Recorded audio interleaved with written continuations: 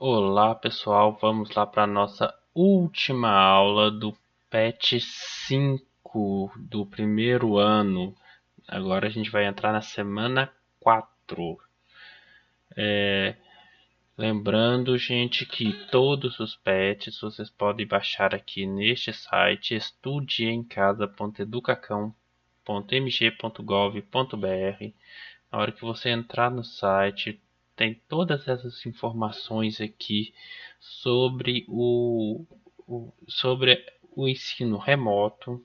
Tem aqui sobre os PETs, como é que vai ser retomado das atividades presenciais, ou se liga na educação, ou se liga na avaliação diagnóstica. A avaliação diagnóstica é uma prova do governo que você faz pelo aplicativo pelo aplicativo, né, que o estado aí disponibilizou, né. O, tem aqui o Se Liga na Educação, que é o programa da Rede de Minas, o aplicativo Conexão Escola, que você conversa com o professor e você faz a avaliação diagnóstica. Tá tudo aqui. Mês Nacional da Ciência, Tecnologia e Inovação, uma boa. Todas essas informações estão aqui neste site, estudeemcasa.educacão.mg.gov.br. Para baixar os PETs, você vai vir aqui, Educação Infantil, Ensino Fundamental, Anos Iniciais, Ensino Fundamental, Anos Finais, Ensino Médio. Você clica aqui, ou então você pode vir aqui também, Plano de Estudos Tutorados. E aqui tem todos os PETs para baixar, que é o volume 5 do Ensino Regular Diurno, Ensino Regular Noturno, volume 5, Ensino Médio Integral, Ensino Médio Profissionalizante, modalidades especiais de ensino, simulado Enem. Terminou aquelas modalidades tudo. Aí aqui embaixo tá os volumes 4, todas as modalidades também. Volume 3, volume 2, volume 1, tudo aqui. Tá certo, gente? Então, nesse site você encontra tudo que o governo disponibilizou sobre o ensino remoto, inclusive os PETs, tá tudo aqui. Eu coloquei aqui, estudeemcasa.educacão.mg.gov.br. Se você quiser ir direto na página de baixar os PETs, você coloca aqui na frente, /PETs, /ensino médio. Beleza, gente? Então vamos lá. Tá. Outro aviso. Eu resolvi, né, todos os exercícios dos PETs de física, volume 1, 2, 3 e 4. E vou colocar aí na descrição do vídeo. Você clica no link que você vai baixar o arquivo com todos os exercícios resolvidos do volume 1 ao 4 dos PETs, tá ok? E nos próximos vídeos, né, a partir das aulas dos PET 6, né, para frente, você vai encontrar o arquivo atualizado, né, ou seja, com os exercícios do PET 4 também. Então, baixem aí o vídeo, tá, e veja o que você fez bem, o que você tem que estudar mais um pouco, o que você fez corretamente, o que você tem que estudar um pouco mais, né? Vamos lá, vamos entrar na semana 4 agora da aula de hoje. Hoje nós vamos falar sobre a gravitação universal. O que é essa gravitação universal? Recapitulando na aula passada, a gente estudou sobre os modelos do sistema solar, modelos cosmológicos, né? Tinha aqui os modelos lá dos gregos antigos, tinha um modelo de Ptolomeu, de Copérnico, e chegamos nas leis de Kepler, beleza? Aí o Kepler, ele fez lá as leis matemáticas. Vamos relembrar o que é? Primeira lei de Kepler: cada planeta gira em torno do Sol em uma órbita elíptica, com o Sol ocupando um dos focos da elipse. Aqui eu achei uma animação bacana sobre a primeira lei de Kepler. A órbita de cada planeta é uma elipse em que o Sol ocupa um dos focos. E aqui olha só que legal. O planeta Mercúrio, ele tem uma órbita elíptica aqui, né? Aqui, ó. Afélio é o ponto mais longe do Sol, né? Que dessa órbita, e periélio é o ponto mais próximo. Olha só, a elipse tem dois focos, o Sol está em um deles, e a gente consegue ver que essas duas linhas aqui, a soma dessas duas linhas é sempre igual para qualquer ponto, né? O que mostra que essa órbita é uma elipse, tá certo? E olha só que legal, o planeta, olha só, Mercúrio tem aquele, o planeta Vênus, o Sol está bem próximo do centro, né? Ou seja, os dois focos estão bem próximos um do outro, então a órbita fica bem circular. Lembra por que Kepler só conseguiu provar as leis dele, chegar nas leis dele porque ele pegou Marte como exemplo para estudar? Olha só, a Terra também, né, os dois focos estão bem próximos e Marte já está um pouquinho longe, tá vendo? E Júpiter também está bem próximo, né? Tá, olha só, Marte é o que está mais longe desses. Mercúrio já era conhecido, Mercúrio está um pouquinho mais longe, só que Mercúrio é muito difícil de se observar, né? Assim, diariamente coletar dados sobre Mercúrio. Você consegue ver ele só no finalzinho da tarde ou então de manhã bem cedinho por pouco tempo, poucas horas, né? Então e já Vênus, Vênus, Júpiter e Saturno, que eram os outros planetas visíveis a olho nu, eles têm uma órbita muito próxima de um círculo. Aí Marte já tem o que tem a órbita um pouquinho mais esticada e dá para coletar melhor os dados. Aí é claro, tem os planetas Urano também, tem uma órbita bastante circular. Netuno é bastante circular também.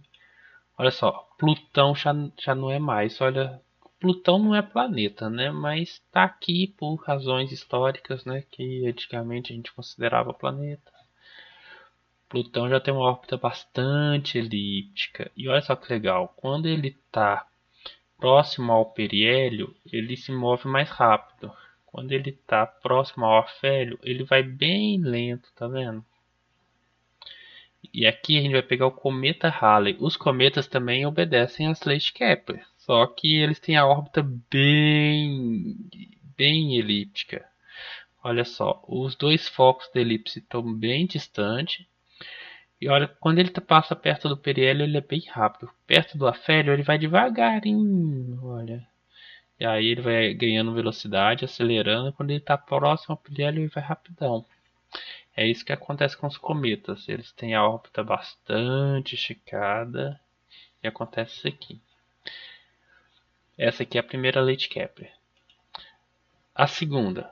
A linha reta que une o Sol ao planeta varre áreas iguais em intervalos de tempos iguais. Aqui, ó, olha só, quando está próximo ao periélio, ele varre uma área mais larga porque ele está passando, né, porque ele está com alta velocidade.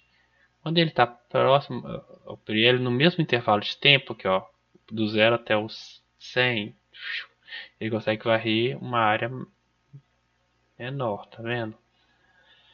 Vamos mudar aqui. Olha só o cometa Halley. Aqui, ó, rapidão, ele tem que varrer uma área maior, uma área bem pequena porque está bem comprido aqui. Então ele vai aqui no afélio, ele vai bem devagarinho. E aqui no periélio ele consegue varrer uma área uma parte bem grande da circunferência, mas como ele está próximo ao Sol, essa área também é pequena. Então vai ser essa área aqui vai ser igual a essa área aqui, né? Varrer no mesmo tempo. Então vamos ver o planeta Marte, por exemplo. Aqui, ó. 100. E agora aqui Zup, tem.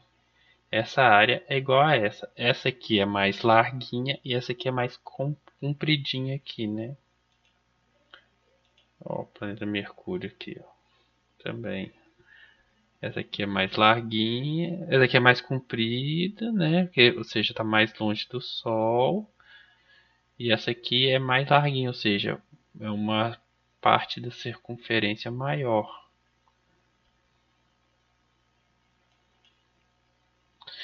Entendido? Então a segunda lei de Kepler é essa. E a terceira lei é a lei dos quadrados dos períodos, né?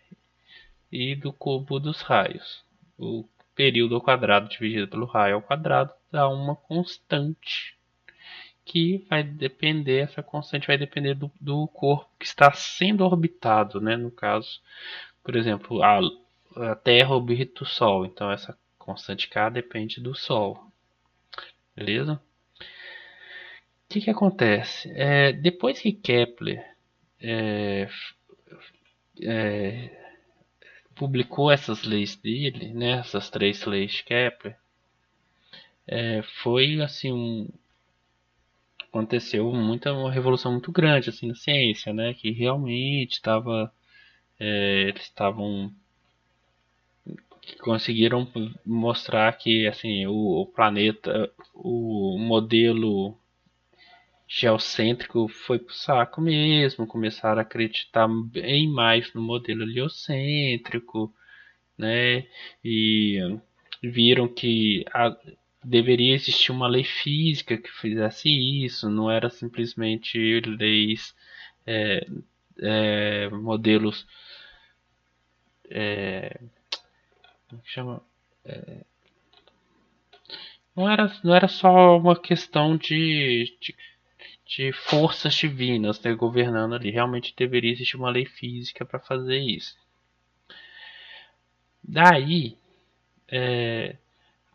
o Halley, né, o mesmo do cometa Halley, né, o mesmo que o cara que deu o nome ao cometa, né, que foi homenageado, né, com o nome desse cometa, ele pensou assim, não, a gente tem que chegar nessa lei da gravitação, né, que mostra como que o corpo vai, qual que é a lei que vai fazer o corpo orbitar daquele jeito.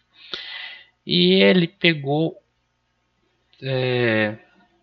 vários dados astronômicos e ele viu que tinha de 70 em 70 anos, mais ou menos, sempre passava um cometa no céu. E ele pensou, esse cometa deve ser o mesmo, sempre. Ninguém nunca pensou que poderia ser o mesmo. Todo mundo pensou, veio um cometa. Pensava-se que eram cometas novos. Que o cometa ele aparece de repente no céu, fica ali alguns dias, some de novo. E ninguém nunca pensou que era o mesmo cometa que estava indo e voltando. E aí ele viu assim, não, esse cometa ele volta de 70 em 70 anos, então deve ser o mesmo. Por isso que depois homenagearam o cometa com o nome dele, né? Então, mas ele pensou assim, então a lei que governa esse cometa, a órbita dos cometas, pode ser a mesma lei que governa a órbita dos planetas. Mas como que ele poderia verificar isso se ele não tinha dados da órbita do cometa quando ele está lá longe? Então, quando o cometa está lá no afélio, ele não é observável, ele não é visível. Ele não brilha e ele está muito distante. Então a gente só consegue ver o cometa quando ele está aqui perto do periélio. Então fica meio complicado. Mas aí ele pensou assim, não, deve existir uma lei para fazer isso. Então ele, depois de muito quebrar a cabeça e tal, ele conseguiu pedir ajuda a Isaac Newton, ao Isaac Newton mesmo, das três leis de Newton, né? Que ajudasse ele a verificar que a lei que governa os cometas são as leis de Kepler e que essa lei deveria ser a mesma lei que faz com que as forças da Terra, com que as coisas aqui na Terra caíssem quando a gente solta elas, né? Elas caem no chão. Mas ele não conseguiu matematicamente chegar nessa conclusão. Aí ele foi pedir ao Newton que ajudasse ele. E o que Newton fez? Newton topou o desafio, né? E, e aí Newton foi, quebrou muita cabeça também, tal, e chegou, né, na lei da gravitação universal. Só um detalhe, para ele conseguir demonstrar a lei da gravitação universal, que é a lei que diz, que diz qual será a força de atração entre dois corpos e por que essa força acaba tendo como consequência as leis de Kepler. Tá? Dois corpos se atraem e, como consequência disso, a gente vai ter as leis de Kepler. Dá para provar isso matematicamente. Mas para provar isso matematicamente, Newton teve que chegar primeiro na conclusão das três leis de Newton, as três leis da dinâmica newtoniana, que é aquelas que a gente já estudou. Ele criou a mecânica newtoniana, né, a primeira, segunda e terceira lei de Newton, para explicar a lei da gravitação universal. O objetivo dele era a lei da gravitação universal. Então, assim, aí ele chegou nessa fórmula aqui, ó. A força da gravidade é igual a uma constante G. Essa constante G, Newton não conseguiu chegar no valor dela. Isso aqui foi medido depois, experimentalmente. Ele só colocou um G lá, que vai ser uma constante. Vezes M1.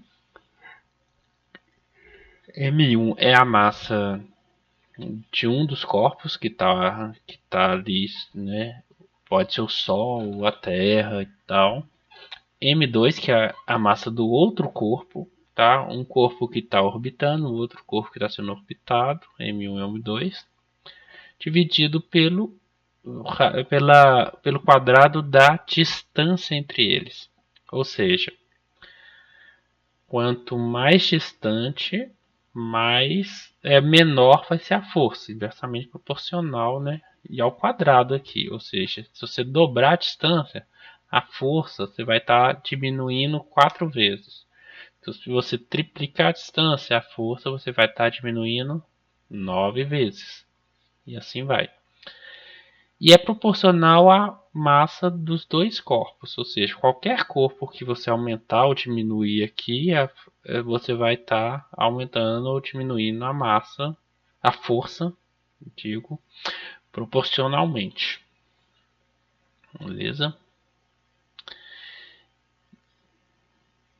Esse valor da gravitação universal ele foi medido depois, muitos anos, experimentalmente, fazendo experimentos assim com uns equipamentos muito sensíveis, muito precisos, porque realmente é um valor muito baixo. Aqui, ó, 6,67 vezes 10 a menos 11, ou seja, 0,0000000006. É muito, muito pequeno mesmo. 667 Newton por metro quadrado, Newton metro quadrado por quilograma quadrado. Tá? É uma constante muito baixinha. E aí, mas graças a essa lei, né, da gravitação universal, a gente consegue hoje criar, né, a gente consegue colocar satélites em órbita e ter toda essa comunicação que a gente tem hoje, fazer toda essa ciência espacial que a gente consegue fazer hoje. Tá certo, gente. E aí, quer ver? Vamos agora. Aqui, ó, deixa eu mostrar um pouquinho como que funciona essa lei, né? Aqui está falando sobre a força, né, que ela é proporcional às massas, inversamente proporcional ao quadrado da distância. Aqui, ó. Aqui eu tenho dois corpos. Olha só. Vou colocar aqui, olha, a força entre elas tá igual, mas tá com um valor muito baixo, olha, 0,000000 tal. Vamos colocar em notação científica, que é, né, mais fácil da gente ver. Tá vendo que a força de atração entre elas é igual, apesar delas terem massas diferentes? Essa aqui tem 100 kg e essa aqui 400. É porque a força não... Onde é que tá? Aqui, ó, a força é igual, não depende de qual massa que você está pegando como referência. A força só vai depender do produto das duas massas. Pronto. Porque são forças de ação e reação, né? Qual que é, gente? Porque afinal de contas são forças de ação e reação. Esse puxa esse e logo esse vai puxar esse. Essas forças são sempre atrativas, né? Então tá sempre apontando uma para a outra. Aqui eu estou pegando dois corpos aqui de 100 quilos e 400 quilos de massa. E tá vendo que a força está um valor muito pequeno? Aqui, ó, vezes 10 a menos 7. É porque essa constante da gravitação universal ela é muito pequena. Menos 11 aqui. Tá? Então acaba que... Ai, que bosta. Acaba que vai ter... o valor vai dar muito pequeno ali também. Mas olha só, se eu aumentar aqui tá 400, né? Se eu dobrar aqui, passar para 800, não, peraí, ó, 400, aqui tá 1,59, ou seja, 1,6 praticamente. Se eu passar para 800, vai dobrar ali, ó, 3,18, né? O dobro. Volta para 400 aqui, 1,59. Se eu passar esse aqui que está com 100, eu vou para 200, 3,18, ou seja, qualquer um dos dois aqui que eu mexer vai estar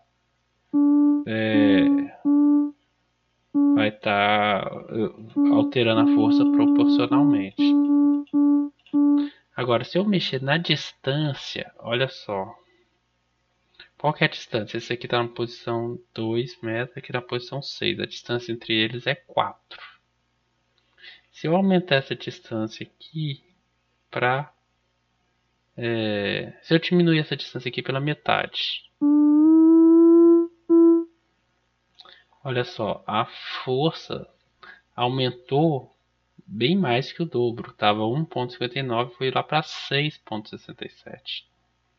Ou seja, a força quadriplicou, né? Agora, se eu afastar, ó, tá 6,67 e aqui tá com a distância de 2 metros. Vamos colocar aqui com a distância de 4, com a distância de 10 metros. 2,67 vezes 10 a menos 8, né? Que, ó, vamos colocar aqui. Olha só, para ter uma ideia melhor. Vou colocar em decimal, ó.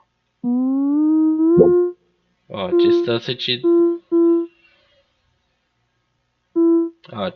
2 metros. Tá com 667, 480. Agora distância de 4 metros. 166,852. Distância de 8 metros. 0,4684, ou seja, está aumentando, né, inversamente proporcional ao quadrado dos raios, né? Se eu dobrar a distância, a força vai cair para 1/4, né? Esse aqui, né, que mexe Aqui a gente está vendo essa questão de proporcionalidade aqui. Vamos ver aqui também um pouquinho sobre como que isso aqui acontece, né, no sistema solar. Olha só, a gente tem aqui o Sol e aqui a gente tem o planeta que pode ser a Terra, por exemplo. A força da gravidade está sempre de atração entre eles. Olha, a Terra atraindo o Sol e o Sol atraindo a Terra com a mesma intensidade. Só que como a Terra é muito mais leve que o Sol, né, tem muito menos massa, é a Terra que vai se mover, né, mais no espaço assim com mais clareza, assim, né? E o Sol vai estar é como se estivesse lá parado, porque ele tem uma massa muito maior do que a da Terra, então ele não se gira, não sai muito do lugar. Essa força não é capaz de tirar ele muito do lugar. Já a velocidade é sempre perpendicular à órbita, é uma velocidade que vai mudando de direção, né? E isso aí que a gente pode concluir o quê? Que essa força da gravidade aqui é uma força centrípeta, né? Ela não altera o módulo da velocidade, ela altera a direção da velocidade. E com isso a gente tem um caminho que é quase circular aqui, né? Ele é, na verdade, uma elipse, é quase circular. Olha só, se a gente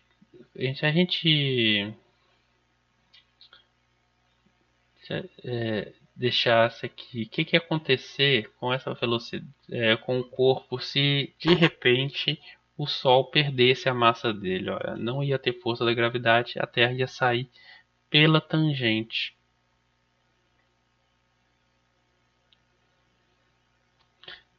né? A Terra ia sair pela tangente.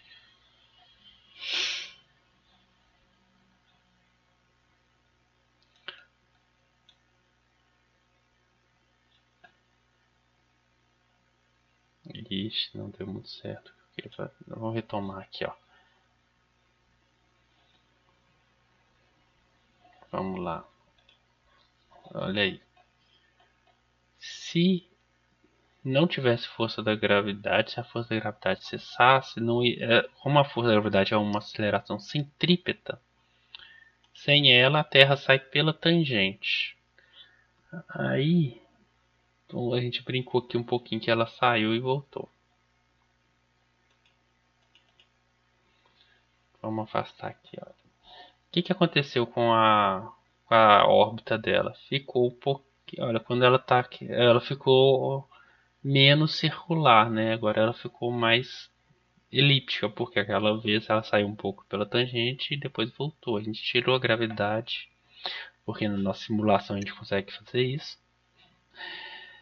E aí a órbita ficou mais elíptica. Repara que quando ela está passando aqui perto do Sol, ela vai mais rápido. E quando ela está passando aqui longe, ela vai mais devagarinho. Isso aí é o que diz a segunda lei de Kepler, né? Se a gente aumentar a massa do Sol, olha só, a órbita vai ficar mais curtinha e vai fazer uma elipse menorzinha.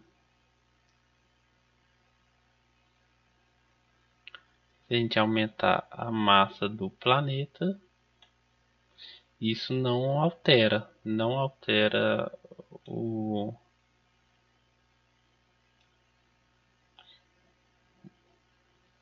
Agora, se a gente diminui a massa do Sol,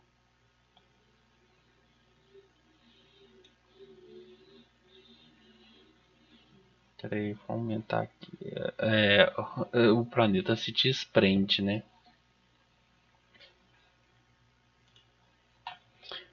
Vamos ver agora um sistema com três corpos: o Sol, a Terra e a Lua. O que acontece? A Lua tá ali circulando a Terra. Então, vamos tirar aqui o vetor velocidade. Fica mais fácil. Olha, a Lua está circulando a Terra porque a Lua está bem mais próxima da Terra. Então, apesar do Sol ter uma massa bem maior, como a força depende também da distância e a distância ao quadrado, então a Lua consegue orbitar a Terra, sente muito mais a gravidade da Terra do que do Sol.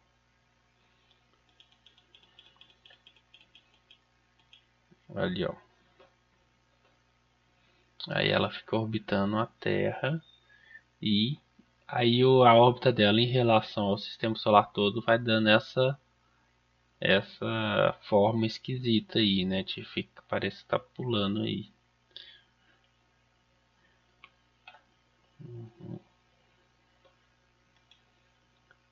Se a gente for olhar só o sistema Terra-Lua, esquecer um pouco o Sol, a Lua tem essa órbita que é praticamente circular mesmo. E se a gente olhar o sistema Terra satélite artificial, os satélites eles orbitam a Terra bem mais próximo do que a Lua, né? Que a Lua está com uma órbita mais afastada, os satélites estão com uma órbita mais próxima. E aqui, ó, esse satélite aí está na altura da estação espacial. Existem vários satélites, né, que orbitam massas diferentes, só que e tal, e cada um vai ter vai ser colocado numa altura diferente, mas independente da massa dele, tá vendo? A órbita continua inalterada aqui, porque não depende que as características da órbita não dependem da massa do corpo que está sendo tá orbitando, depende do corpo que está sendo orbitado aqui, ó.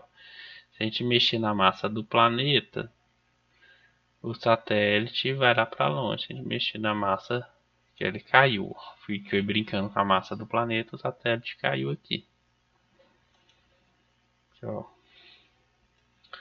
Se eu diminuir a massa, o satélite começa a fazer uma órbita mais longa, né, mais afastada. Se eu aumentar a massa, o satélite vai chegar perto e vai bater na Terra, né? Isso aí é o que diz a lei da gravitação universal.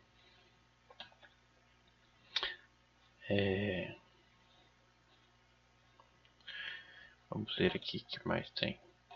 Aqui eu tenho uma animação aqui mostrando como que é a força da gravidade sobre uma pessoa em cima da Terra que em pé em algum ponto do planeta.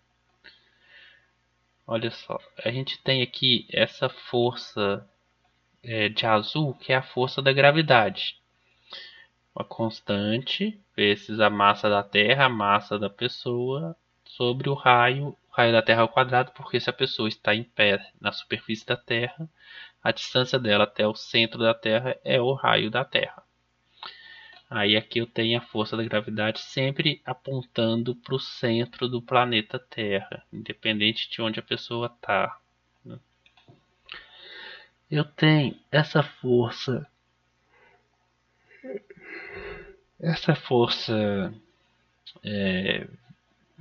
vermelha que está sempre apontando para cima.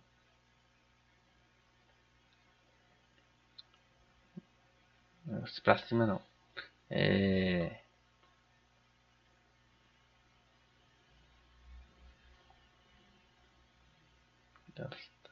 Essa força vermelha, que é essa força vermelha é uma força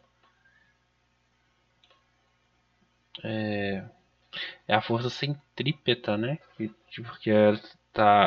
o planeta está em rotação, né? Então essa força, ela é que você pode ver que quando ela está próxima ao Equador, ela está para cima. Agora, quando ela está próxima aos polos, ela é zero, né? E ela está sempre apontando aqui paralela ao Equador. Tá vendo? Que essa aqui seria a força, né? Pseudo-força, né? Que não é uma força de verdade, é uma força que a gente tem a impressão de estar vendo, que se chama força centrífuga, né? Que é a força que faz o corpo sair pela tangente. A pseudo-força que quem está no referencial acelerado sente, mas na verdade ela não existe. Essa aqui é a força centrífuga. E essa rosa é a resultante das duas forças, que é a força que a gente sente de verdade, né? Que é a direção que as coisas caem quando a gente solta elas, quando elas estão em queda livre aqui, né? Uhum. Lembrando que aqui essa força vermelha ela tá fora de escala, né? Então ela tá bem maior do que deveria ser aqui.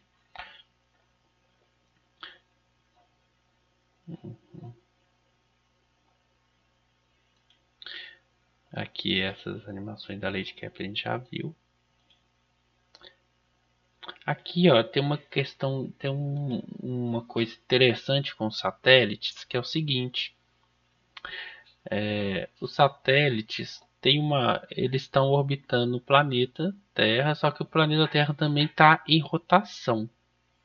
Então, se você, olha só, a velocidade que você tem que colocar para o satélite orbitar depende da raiz quadrada do Gm, que é a massa da Terra, sobre o raio. Então a velocidade é inversamente proporcional à raiz quadrada do raio, né? Então se você aumentar o raio, você tem que diminuir a velocidade do satélite. Vai chegar um momento, e aqui o período também, se você diminui a velocidade, você aumenta o período dele. Vai chegar um certo momento em que o satélite, vai chegar uma certa altura que para o satélite orbitar naquela altura, ele tem um período, ele tem que dar a volta à Terra em exatamente 24 horas, ou seja, o mesmo tempo que a Terra demora para dar a volta nela mesma. Sendo assim, ele vai ficar sempre parado em relação a alguém que está observando ele da superfície da Terra, por exemplo. Aqui, ó, ele está em cima daquele ponto ali do planeta e ele vai continuar sempre em cima daquele ponto ali do planeta. Nesse caso, a gente chama o satélite de satélite geoestacionário, certo? Aqui, ó, e aqui tem a fórmulazinha, né? Aqui tem a resolução de como chegar nessa altura, que é a altura de 35.850 quilômetros, né? Se você colocar um satélite ali, ele vai ser geoestacionário. E ele tem que estar sempre em cima do Equador para ele ser geoestacionário. Por quê? O que aconteceria se você colocasse ele um pouquinho fora do Equador? Ele poderia até ficar em cima do mesmo meridiano, só que ele ficaria oscilando aqui na direção norte e sul, né?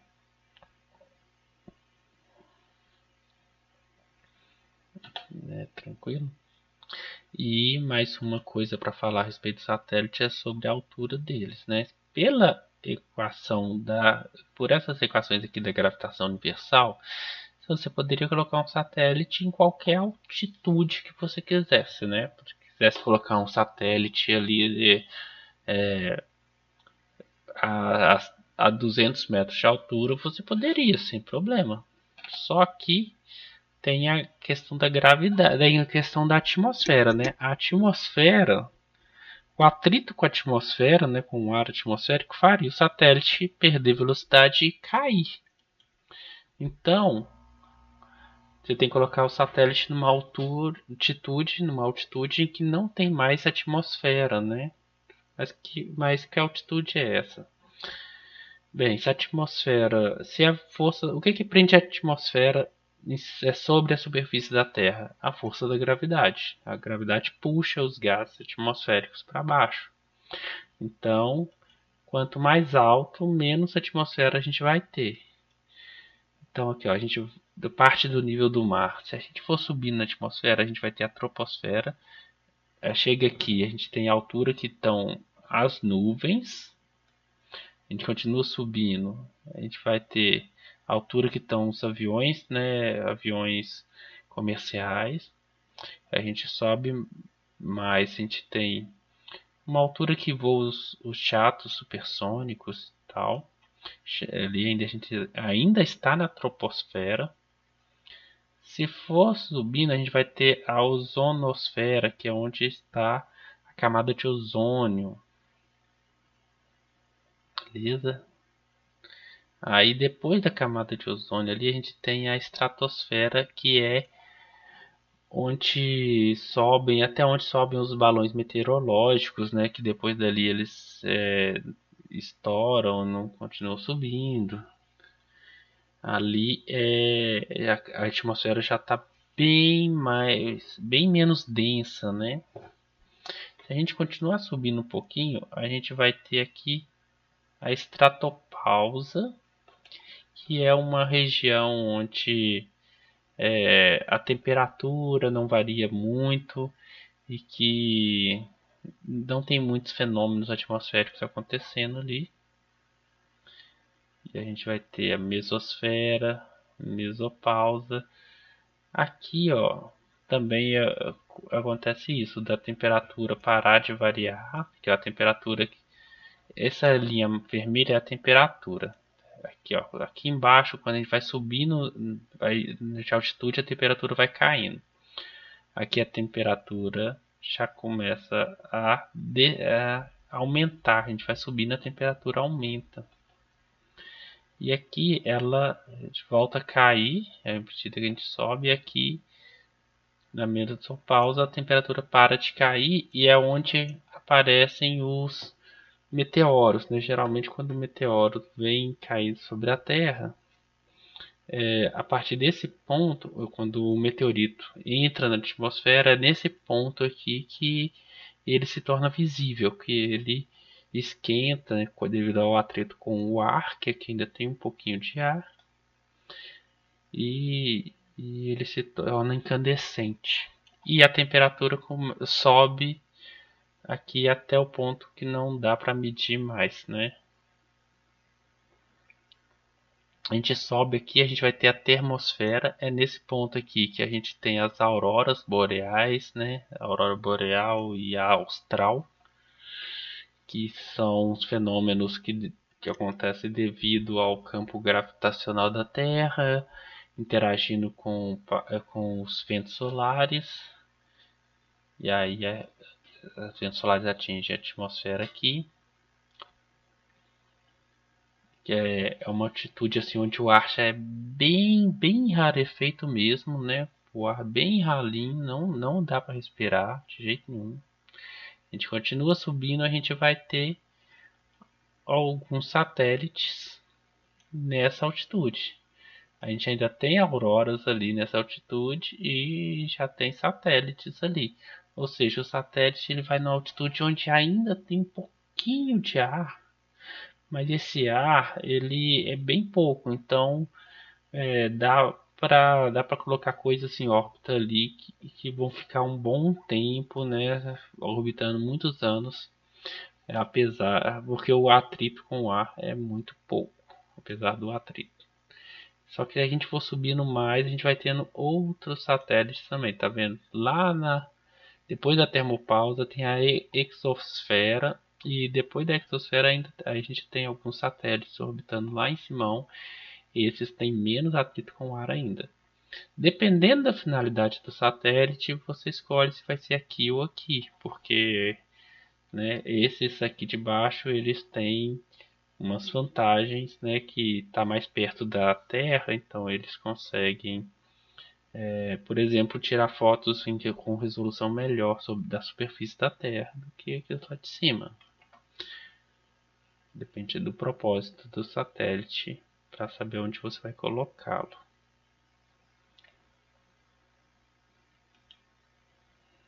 Certo?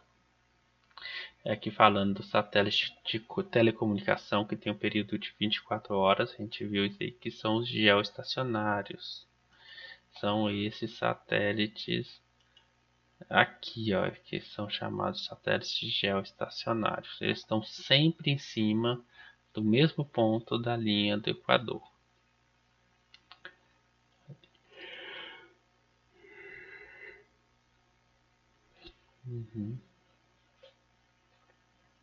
Tranquilo, gente?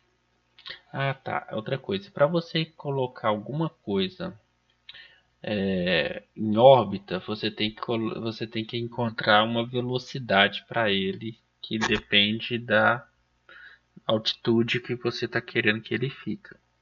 Então você tem que acelerar ele para ele ficar com aquela determinada altitude, tá certo?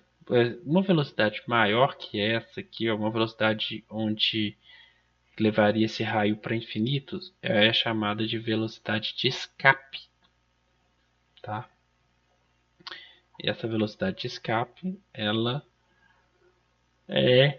depende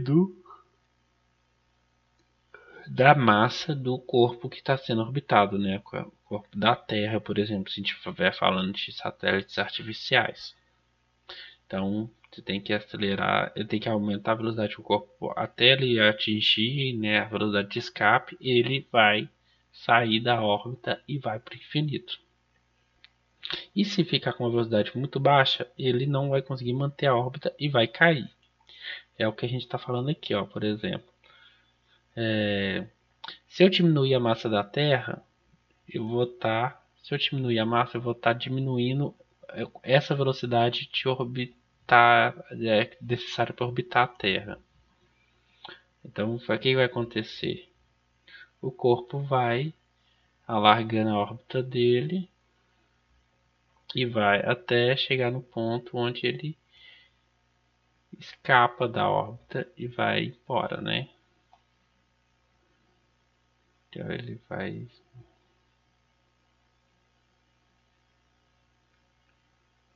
Aqui ele nem chegou a escapar, não, né? Saiu para lá. Vamos colocar aqui, ó. Mas aqui dá, ó, a Terra está orbitando o Sol, ela está com uma velocidade abaixo da velocidade de escape. Se eu diminuir a massa do Sol,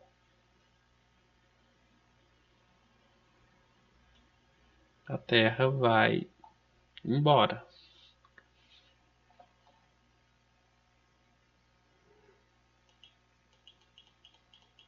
A Terra vai embora e não volta mais.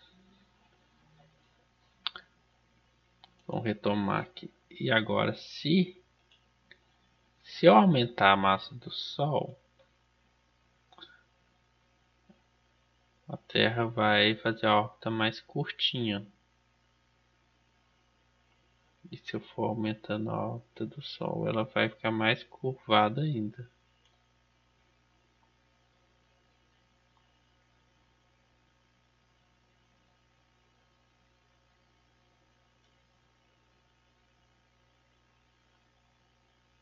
Até cair. Caiu no Sol. Porque eu aumentei demais a massa dele. Deu. Isso aí é a velocidade de escape. Vamos agora resolver um exercício, como a gente sempre faz. Esse capítulo ele tem 3 exercícios, ó. Tem 3. A gente vai fazer um. Os outros 2 eu vou colocar na descrição do próximo vídeo, né? As aulas do volume 6. Eu vou colocar o arquivo completo com a resolução todos os exercícios do volume 1 ao 5. Ou seja, vou incluir esses 3 aqui lá também. E os das aulas passadas também. Mas vamos lá, ó. Considerando, vamos aqui.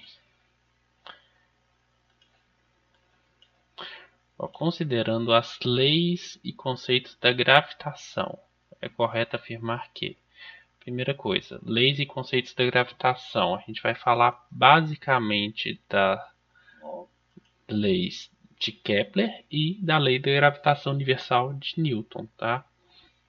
Essas aí que a gente vai falar.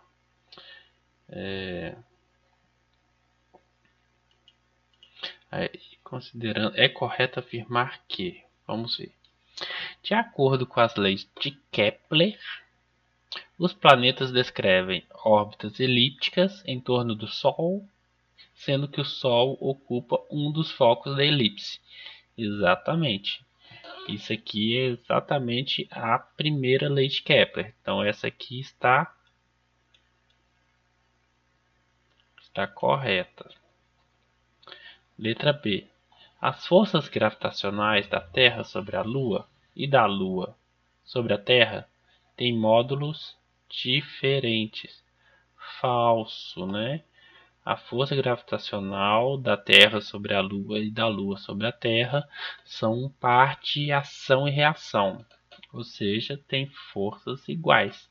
O que acontece é que a Terra tem muito mais massa do que a Lua, ou seja, a Lua orbita a Terra porque a Terra a interferência da Lua sobre a Terra é bem menor do que da Terra sobre a Lua.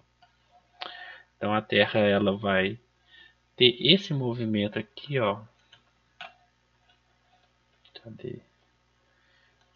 Aqui, ó. Esse movimento aqui, ó, de vai e vem da Lua, e a Terra também faz isso, só que o da Terra é bem mais suave, é bem menor, porque a Terra tem uma massa muito maior que a Lua. Então essa mesma força, né, que faz a Lua agir dessa forma, sobre a Terra ela é desprezível.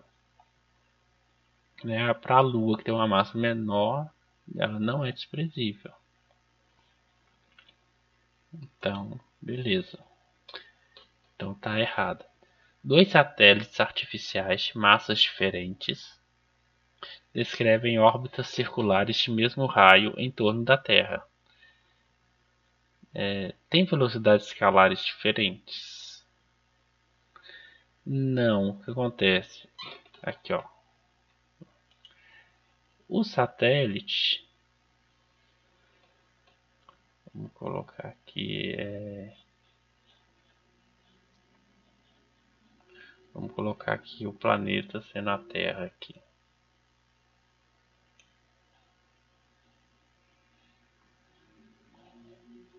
Vamos reiniciar essa animação. Olha só, a massa do satélite não influencia em nada na órbita dele. Tá vendo? A órbita dele não se alonga nem, nem, nem se curva mais nem menos. Ela continua do mesmo jeito, independente da massa do satélite, né? Então, essa resposta aqui está errada.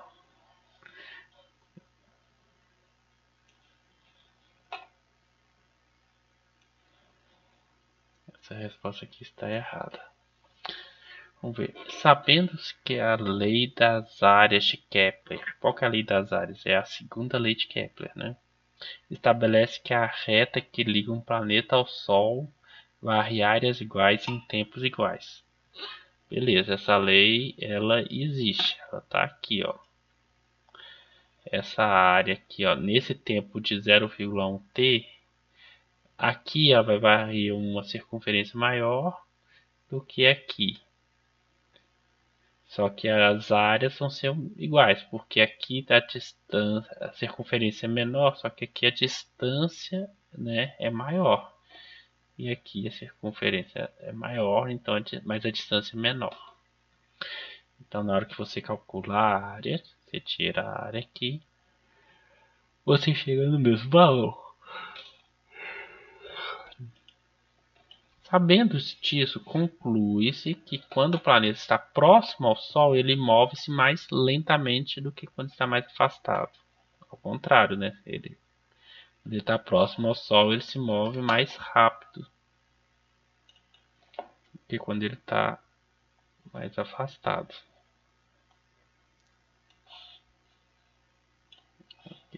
Bom, então aqui também está errada. Então essa aqui a gente também pode cortar fora. A intensidade da força da gravidade na superfície do planeta, de um planeta de massa m, raio R, é dada por Gm sobre R2.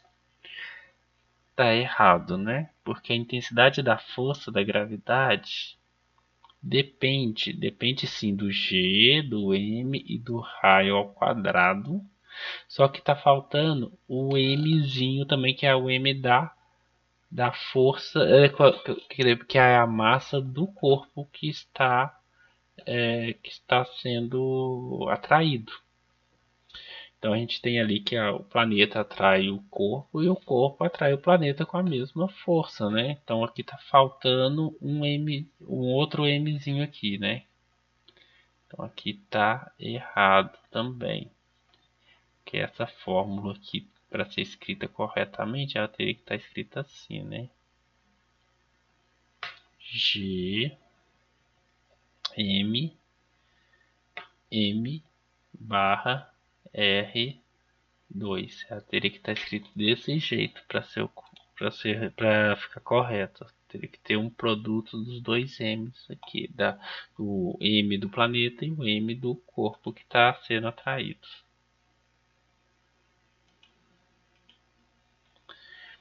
Então a única correta é a alternativa A. Beleza, gente? Então tá certo. Não se esqueçam que o arquivo com a resolução de todos os exercícios até o volume 4 está aí embaixo na descrição, tá? Você pode pegar aí e ver. Para os próximos vídeos, as próximas aulas, que são as aulas a partir do PET 6, que são as aulas do PET 6, eu vou colocar o arquivo, eu vou atualizar esse arquivo aí com as resoluções do PET 5 também, tá? Então, fiquem em casa o quanto puderem, lavem bem as mãos com frequência, com bastante frequência. Se tiverem que sair de casa, usem máscara e álcool em gel, tá? E para quem vai retornar para as aulas, bom retorno, tomem os cuidados necessários. Então, gente, e até mais. Espero que tenha ajudado.